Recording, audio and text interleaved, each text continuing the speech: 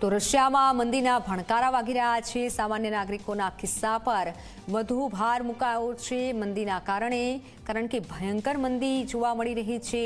ડુંગળી બટાકાના ભાવ 2.5 ગણા વધ્યા છે। જીવન જરૂરિયાતની જે વસ્તુઓ છે તેના ભાવ વધી રહ્યા છે।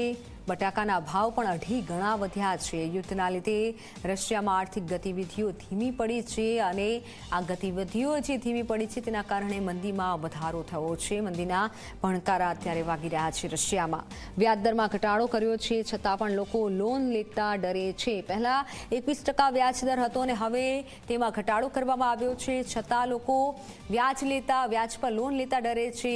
આર્થિક પ્રતિબંધોની માઠી અસર પશ્ચિમના દેશોએ લગાવેલા જે પ્રતિબંધો છે તેના કારણે પડી છે। રશિયાનો મોંઘવારી દર 9.8% પર પહોંચ્યો છે અને આ મોંઘવારી દર વધુ છે જેથી આગામી સમયમાં રશિયા માટે મુશ્કેલી ઊભી થઈ શકે છે।